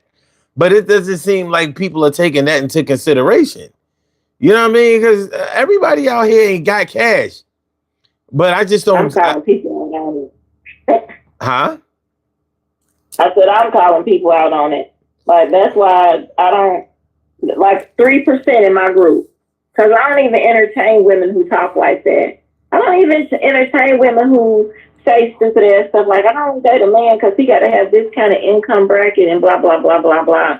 Girl, shut the hell up. You dated a nigga who barely had anything. He laid on your couch and played video games. Because in 1982, that motherfucker couldn't even buy you a Jolly Rancher. Shut up. Like I'm not the person to do that around. Yeah, the average woman, even the ones who are saying this, they have dated men who didn't have nothing. That's the reality. What woman hasn't dated some dude who ain't have it like that? And I'm not saying he was a loser, because life happens. Anybody could be at any reality. That's the stuff people don't want to talk about. All these podcasters and up here saying all this other bullshit about, oh, you got to have this kind of this, you got to have that kind of, and like you said, the argument you were having about if somebody's broke, should they be dating? If people believed in that, half of us would not even be here. Like, come on. I mean, I don't know where motherfuckers get this shit from. Like, what are you talking about? Talking about something. You should, I don't know. I guess I took issue with, these dudes that I know ain't got it like that. Talking that shit. Like, if you broke, having sex should be the last thing on your mind. Like, nigga, are you crazy? You know what I mean? So that is not what he's gonna say. If a woman came and said, come get this yum, he's not going to be like, hey, I don't have no money, so I'm going to pass it up. Yeah, the fuck right. I'm just saying, shit. I mean, you ever spend any time in the projects, a trailer park, or a low-income neighborhood? The fuck? Shit, I mean, that shit. Where you think babies are coming from? Exactly. Now, I understand that what he was trying to say is, he was trying to say that if your finances are fucked up, you should be getting yourself together in order to have money. Because he did say things like, how you gonna take a woman out if you broke and blah blah blah. That's why I had to ask him, well, how much money are we talking about in order to be broke? Because I know a lot of broke people that still go out to eat. They broke, but they still take their kids to Sky Zone. Like, what the fuck? I needed to know what exactly is broke. And that's why when he came up with the $50,000 shit, I was like,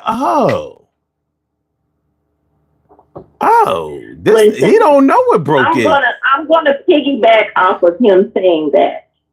When I meet a guy, I tell him immediately, listen, don't expect me to bring a lot to the table because I'm probably going to be broke for a very long time. I want to renovate a house. Renovation costs are going to be upward of $200,000 for what I want to do. So I'm going to always be broke because every penny is going to go into renovating this house. So because of that, don't expect me to come to the table with a whole bunch. Now, does that mean we're not gonna eat good? We can't go out and hang out. I'm not gonna look nice and smell good and all the girly things. I'm gonna do all of that. And I'm gonna make sure we good when it's my turn to make sure we good. But don't expect me to come to the table and we just gonna be flossing, because I'm not doing none of that. And I don't expect you to either. Well, see, that's the thing about it, right?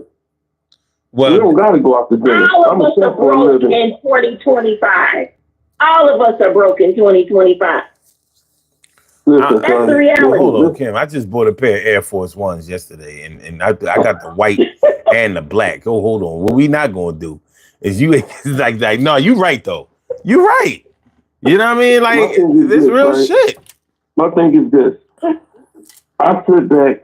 I'm a chef for a living. We ain't got to always go out to get something to eat. Because the food that they sell in the restaurant, I cook that for a living. So I know how to make the sauces, the soup, the vinaigrettes, and all that stuff from scratch. I would rather cook for my woman than for her to go out. I would rather come home from work and see and playing a little baby face, or Ugly Brothers, or some LTD or something while she coming in the door and I'm cooking. And she can just sit down, take her shoes off, sit at the table and eat. I would rather do that because I think that's more genuine rather than going out to get a meal and doing it like that. You understand what I'm saying? So I mean, at the end of the day, when you sit back and you are being broke is not cooking. That's not being broke at home cooking dinner. You're just cooking dinner because that's what you love to do. You know. So I mean, you know, when you hear people, I just was looking at Bawana said the buses. He said something about the bus being the loser cruiser. How? How is the bus a loser cruiser? The person catching the bus could be the same one that's saving up. Could be a person that's saving up to get that car, or could be a six-figure person because he don't want to buy a car. He's saving up for more. He's doing more with his money than what he's doing than what he needs to. And that bus is just one ride right to where he work at and one ride to get back home. So at the end of the day, you can't judge a person by what they catch. You only can judge a person by what they got, and you don't know what that person got. Well, I'll say this. I consider broke to be being broke is not about how you manage your finances. It's actually how much money you got. If you don't have no money, you broke. You can still have some money and still be broke. Like if I need 1,000 and I got 100, I'm broke. Simple as that. You know what I mean? Like it is what it is. So, but you know what this boils down to? This boils down to the same conversation about when a person should consider marriage, or you know how long some people should be together before they get married. Each relationship defines what works for them. Each relationship defines what works for them. So at the end of the day, none of it is a monolith. None of it goes together. None of it is absolute, because what the relationships works for whatever person that works for. I remember when I was a teenager, the guy I was dating, he introduced us to his cousin. And, well, you know my cousin E. And we were dating brothers. And when we met their cousins, we were so just enamored about their relationship because neither one of them had a great job. Neither one of them had a whole bunch of anything. They were like our friends in Milwaukee, good people who just struggling, had a bunch of kids. But what we saw in them was they gave a 100% together. It wasn't 50-50, it was 100-100.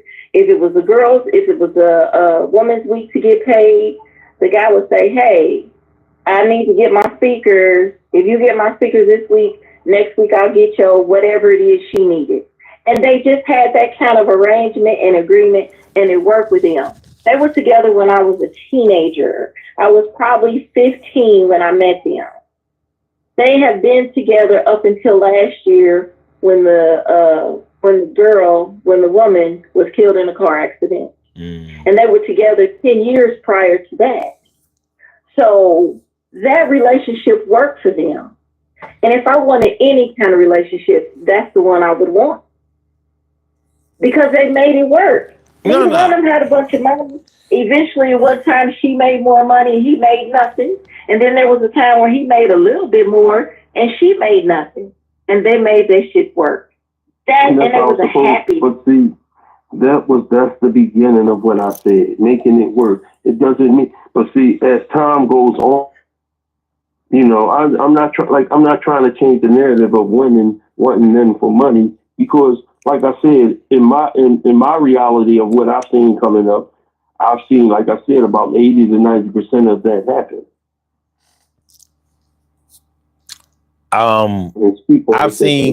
I've seen two people that was broke make it and do better with each other, and because they helped each other out.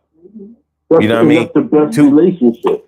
Of course it is, but what I'm saying, it destroys the narrative of the woman having all of the leverage in relationship situations, and there's just too much false thought that women control this or men control that or whatever.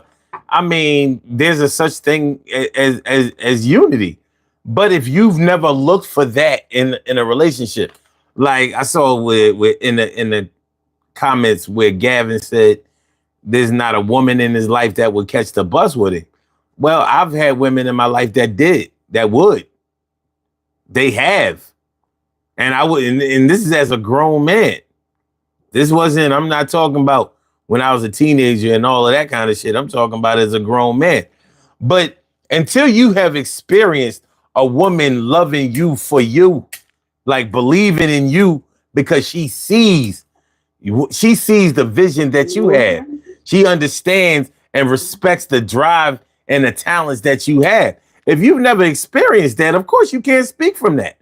Because probably all of your relationships have been transactional, where you either gave her the money, you either provided, or you wasn't going to see her, and that's at whatever income level that you're at. She was more than willing to take all of it away from you. Now, if that's your experience, then that's your experience. But don't take that to mean that it's like that for everybody out here in the world, because it ain't like that. You know what I mean? Hold on. My brokest years, it's cool. My brokest years, I went through about 6 years, from about 2010 to 2017, easily. It was dark. That shit was dark. It was a few light spots and all of that shit, but it was dark. But I learned about my worth in the eyes of other people, because whenever I called myself broke or like I'm out here being a bum and blah blah blah, and women in my life wasn't trying to hear that shit. Like, you ain't no fucking bum. You ain't no. What? Why are you talking like? Where that come from? I'm like, yeah, I mean, it's hard out here. But he said, nah, King. You ain't no motherfucking bum. If you was a bum, I wouldn't be here. Because I don't support no bums. Bums made it to where they are legitimately. You ain't nowhere near there. You're like, how you a bum? You got your own car. You got your own house. There ain't nothing that you got that's rented or leased or whatever. And I was like, yeah, but that's from money I had before. She was like, listen, because it was different women at different times or whatever. But it was like, no, we not doing that shit. You going through a rough patch, but you ain't like other motherfuckers. You not gonna get down on yourself. What the fuck? I stop talking like that. It's not even so much. That's not. I think that's more of a mental thing. You know what I mean? Because when this movie. I know y'all remember. Remember the movie Mahogany? Yeah. When at the end, when Billy D, he was at the thing, he made a speech, he seen her, and he's like, money is not nothing unless you have somebody to share it with. Well, that right there alone is important. Because no matter you can be the richest man in the world with money, and if you ain't sharing that with somebody that you really love, it's depressing. Whether it's with your significant other, whether it's with family, whether it's with people that you feel as though you love the most with, even if they don't need you, you're there for them. You understand? And that's the most important part. But when they get to the point where that's all they want you for, then that's a problem. It's like even with children, with your children. If you don't hear from them, you don't hear from them, you don't hear from them. But when you do hear from them, when you hear from them, when they need something. Well, see, Oh, that's when you only want to call me? You can't even call a fucking check on me. But you can call me when you need money. well, see, that's what the reason I told y'all about my situation is because you find out during the hard times in your life who's who. You find Yes, out. do. You find out. You know how they say the water is greener. The grass is greener on the other side, and then some people say, "Yeah, well, no, it's not. It's not greener on the other side. It's greener where you water it." And I'm like, well, yeah, well, that would still make it greener on that side, though, right?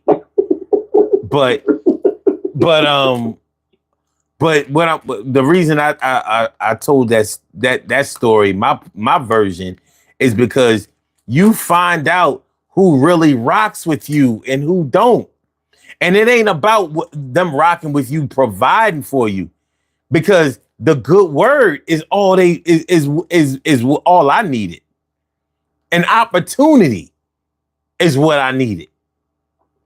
So if it was an opposite situation where I was dealing with a woman or people in my life that was trying to tear me down or was happy to see me down, my conversation would be a lot different. But you find out how you have cultivated relationships when it comes back to you in your time of need. Mm-hmm. And you find out that it's not all about the money. So of course, because of my experiences, I don't know nothing about that. About somebody only fucking with you because you got money. Because I've never allowed myself to be used that way, and I've never used anybody else that way either. So we not doing that, because once you start living your life that way, it's almost hard. It's almost impossible to unravel it. You know what I mean? But you should be able to get help where you need it. So a decent woman will help you out, will help you get on your feet. Oh, you ain't working right now? Well, I'm working. And guess what? I got some contacts where you could be working. Now, if you a bum ass nigga that ain't working because you can't work nowhere, because everywhere you work, you fuck it up for yourself, because you are a fuck up. Well, guess what? That's gonna come out. That's gonna come out. We know it ain't hard to tell when somebody is the creator of their own demise. But you can't put it on a woman like, oh yeah, she just ain't like me because I ain't no money. No, she ain't like you because you ain't had no money. She ain't like you because you ain't worth money. You won't even work for your money. Believe that. Huh? Some of these dudes out here believe that because of what they see in these social media streets. Some of them love to say that because they're in their mental, they have locked into that, and that is their excuse. That they can't get anyone because they don't have any money, or oh, that bitch was a gold digger. Some like my one ex, that's his favorite phrase. I wasn't making enough money, so Kim was a gold digger, and I couldn't. Nigga, please, you didn't even have, again, pot, piss, window. You didn't have any of those three. You didn't put me in a mansion, none of that. That's his phrase instead of he was just trash. Kim, I've known men in their 40s and 50s running around here talking about these chicks out here don't want nothing but they want to be with a thug. They want to be out here with somebody. And I'm like, the only men who speak from that standpoint, first of all, you showing your whole technique. That means that you fucking with young girls. That's obvious. You know what I mean? You already you 20 or 30 years out of your range where you should be. And the reason I can say that you shouldn't be in that range, because you wouldn't be having them problems with nobody around your age frame. So if you Gen X, you're not going to find no Gen Xers that's looking for no thug. Right now, they looking for AARP. What the fuck are you talking about? Yeah. So you got a discount. I got a discount too. So I mean, but But to hear this shit, so I mean, to actually write that shit, put it out there like that, like a thug or a drug dealer, like what? Where are you? Where are you? Shit, I mean, at our age, all the drug dealers done either retired or died, or they locked up for life. That's it. They still locked up. This ain't no retirement plan in that shit. Ain't no fucking, you know what I mean? Ain't no fucking social security. Ain't no pension, ain't no social security and shit. Like, yeah. You know what I mean? My man passed, his wifey got all his bricks. Fuck is you talking about? You know what I mean? So, but when I hear dudes get locked up at our age, I'm like, locked up? What? all I'm saying, what? Yeah, I'm just saying. I said that because just like he's jealous of these dudes who are getting the kind of women that he wants, and when you see that time and time again, that becomes your world, and you make yourself believe that everybody else is in that world too. Meanwhile, they looking at you like, motherfucker, you out of your goddamn mind. Yeah, I mean, it sounds stupid. Because it's easier to do that than be accountable. Instead of accepting accountability that they suck as a person, it's easier for them to use that excuse. Because somebody out here told them it's okay to use that as an excuse. So why not say it? And that goes for women too, because they use that bullshit as an excuse sometimes. Oh, my hair is not long. Oh, I'm plus size. Oh, I got a bunch of kids. All this bullshit excuse for why they can't get a decent man, instead of saying you are a suck-ass individual, and that's the reason why you can. Well, that's another thing. But the thing is that what makes it bad for women is social media. Social media makes it bad for women because of the women that get on social media. It makes it bad for everybody, not just women. No, I'm saying in a relationship wise, because when you go on social media, you hear women say so many things about what they don't need, what they don't want. I don't need this, I don't want that, and this and other. And then you put the stigma that all women are like that, and that's not necessarily true. You understand what I'm saying? That's not necessarily true. It's the same thing with men. You hear things about men, this, that, and other, and all this. And when it's on social media, you hear it, and then you put the stigma, and you start throwing red flags. Oh, I heard that on social media. I got to get away from this motherfucker. I heard that on social media. I got to get away from this bitch. You see, and that's the thing about it. Instead of listening to other people, and going on social media, go at it yourself. Ignore the other bullshit and go at it yourself. Listen, social media can be used constructively, but you have to have some motherfucking sense. You do. I mean, you have to understand the difference between what's real and what's fake. You know, like yeah. How many? I'm about to really show our age right now. How many of y'all remember in the comic books? They had this Charles Atlas shit where they had a little comic strip where this big muscle bound dude kicked sand in the face of the boy that was on the beach with his girl. You know what I mean? And you know, he kicked sand in his face and took his girl because he was all big and swole. And so the boy started taking the Charles Atlas fitness classes or whatever and got all big. And now, I mean, now he go fuck the boy up. Archie comics at that. Yeah, you remember that shit? I remember that. Now y'all gotta remember, Archie wasn't in our age frame. Archie was a fucking. It was 20 years before we was ever thought about. So you know, so yeah. But I always remember that cartoon strip. You know what I mean? Because, they wanted you to send in your money, you know what I'm saying? And, you get the whole kit or whatever. And so, but that thinking, just like he thought that he had to, get in the gym and get big muscles and all of that in order to keep his girl, is the same mentality that a lot of men think. Like, I'm gonna lose my girl to another man who can, who's big and swole and kick sand in my face. And you know what I mean, my girl gonna leave me like olive oil used to leave Popeye. Popeye, it was in my head right there. Until and she would always leave him. And as soon as Bluto tried to get some ass, what happened? Popeye ate that spinach, whooped his ass. And I'm like, so that means hold on. You ever think about this shit? So she always was a hoe. Hold on. Was she really? Because think about it. She, you know what I mean? Bluto used to come through, fuck Popeye up, take Olive from him.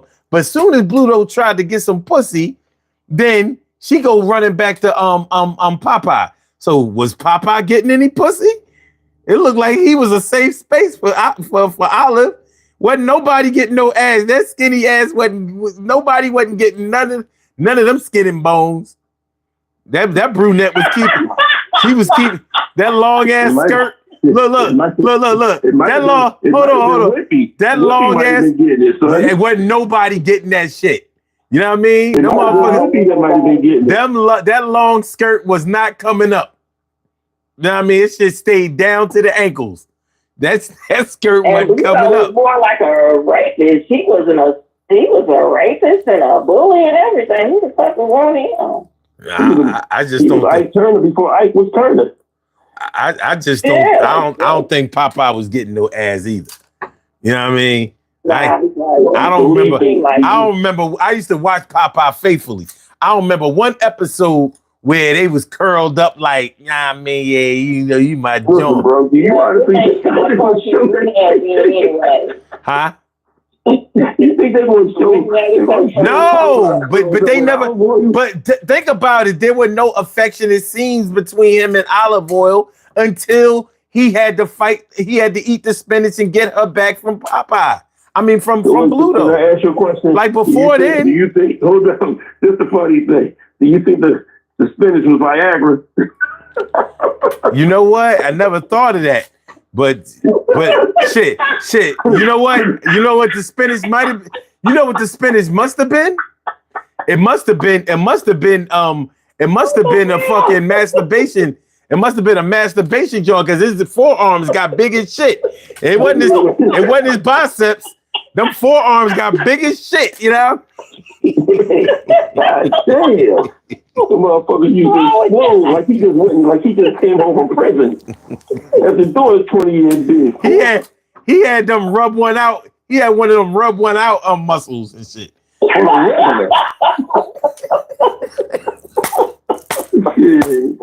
I seen one episode where he ate the spinach and he made a muscle, and on each arm had fucking ships, Navy ships on each muscle. I just want to know, was the spinach was spinach not everyday food and shit? Because your parents tried to push the spinach up on you on a regular basis. But on Popeye, he only used that shit. Yeah, that can. It was a can of Popeye spinach. Popeye ain't even use that shit at work. You know what I mean? He rolling around here in the sailor suit and all of that. He ain't use that shit for that. The only time he ate that spinach is when he wanted some pussy from Olive Oil. I'm telling you. Popeye did not. Yo, we need to take a poll. Popeye did not get no ass. I don't care what nobody say. Them forearms is way too big. Them forearms is way too big. You know what Popeye was doing.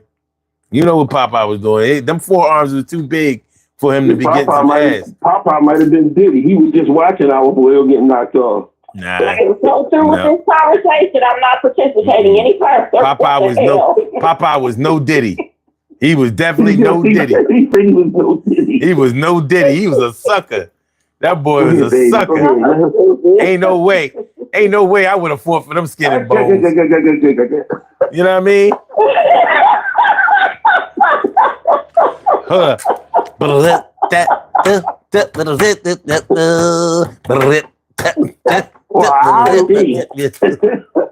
Well, blow me down. Listen. Well, blow me down. Dumbass motherfucker. That's what he asked Pop.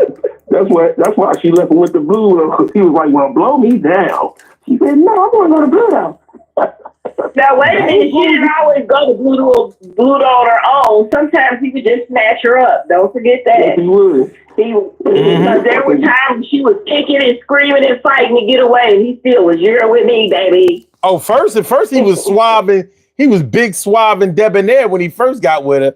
But then he was trying to get some. He was trying to get some yams. He was trying to get some yams. It was like no yams, spinach, nigga.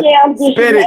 But did you see the metaphor of blue though? Did you see the metaphor of blue though? A big black eye. You never really thought about that part, did you? Look, man. All I'm saying is, hold on. I'm concentrating on what Kim said. Kim said what? Kim talking about some what yams? Listen, them skinny yams. See, I heard a lot of skinny stories.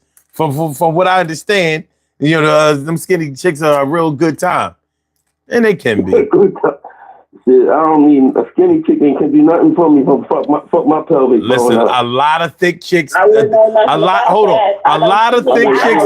Hold on. A lot of thick chicks today. A lot of thick chicks today was skinny chicks yesterday.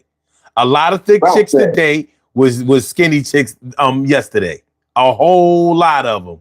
There's a whole lot of chicks I knew from back in the day. Like, where the fuck you get all that? Shit. She was. I know chicks that was like the truth. They was straight up and down. You know what I mean? That's what they was. They was straight up and down. All right, y'all, it's 4:00. I'll be out. Thank you. You just take the fuck right away. Fuck that.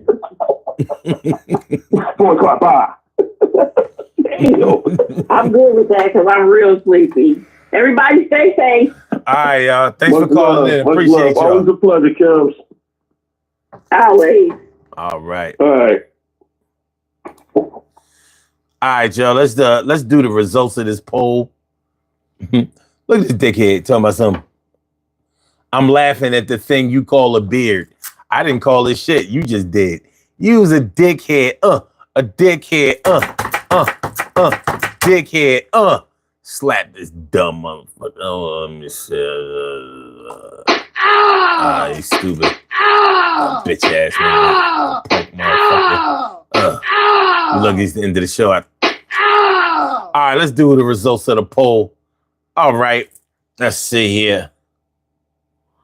Let's see. Do you think that people who are broke should date or should strictly focus on getting money? All right, 29% of the people say yes, they should still date. 18% says no. No money, no dating, no sex. 6% says, how do the two things relate? And the lion's share, which is 47%, says people should do what they want to do. I can dig it. Let's do these birthday shout outs. We have some birthday shout outs to do. Some people were born on this glorious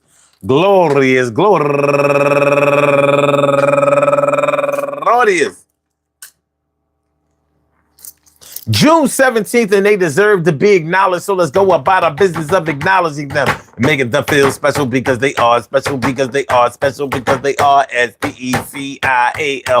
They get the R-E-S-P-E-C-T. They are S-P-E-C-I-A-L. They get the R-E-S-P-E-C-T. They are S-P-E-C-I-A-L. They get the R-E-S-P-E-C-T. They get number one out the box, my cuz turning 70 years old. She hit the big 7-0. I wonder if she having a party.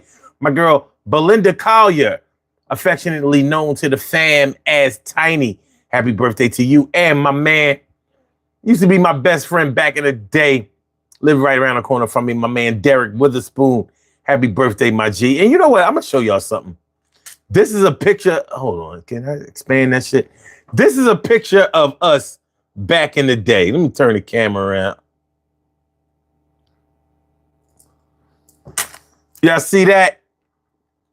Hold on. Y'all see that? Y'all see those three handsome men? Derek is the one on y'all left. The one in the light blue, that's Derek. He way taller than me. You see how I look mad taller than him on the joint? It ain't like that. And that's me in the middle, and that's my man Ricky lived on my block 2 doors down from me for years and years and years. That's us back in the day. And every time Derek's birthday come up, they show this picture. And I wonder why, because he tagged me in the joint, but every time I get his birthday alert, I get that joint. Are y'all getting a good picture of the joint? Okay, yeah, y'all see it. You see it. Yeah, that's us. That's us back in the days. I think right there, I was 17. Y'all can't really see my high top fade, but then again, you kind of can. You know what I'm saying? Yeah, kind of can. All right. Let me turn this joint back around. Around. Yeah, that was the 17-year-old me. Yeah, I know I was 17 on that joint. I remember the jacket. Was flying high. All right. Flip back to the joint. All right, there we go. All right, and Anita Atwell, happy birthday, and real, Faithful Kingdom Faith, Nancy McKenzie, Yolanda Jenkins, Billy Rice, Maria Gonzalez, Terry Nance, Aisha Falk Muhammad, Shamie Camara, Daniel Wilson, Jay Dixon, Willette McCoy, last but not least. I want to say happy birthday to all of y'all. And I hope that today finds you all in good health, happiness, mind, body, soul, and spirit. And that goes out to each and every person out there born on this glorious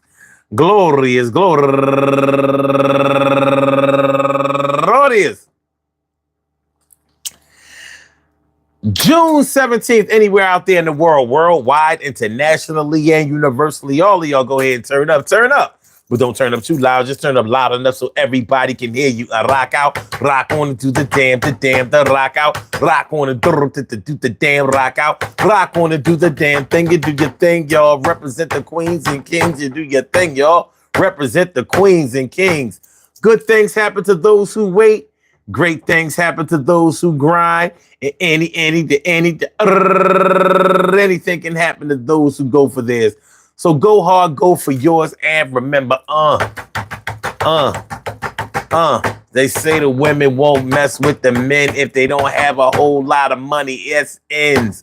Yeah, the ends do they justify the means. Yo, I'm trying to see if I can get some cool beans.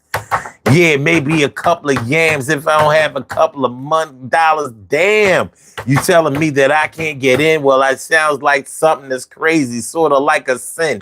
I don't believe that all women are looking for a man that got a whole lot of dough. But yo, everybody wants something who got a little something, or somebody who got a little something, because nothing from nothing leaves nothing. So you gotta have a little something. Come on, man, stop fronting. If you don't want to work, then you shouldn't eat. And a bunch of women out there you probably shouldn't meet, because what you're going to do is try to suck them dry. Now I mean sexually.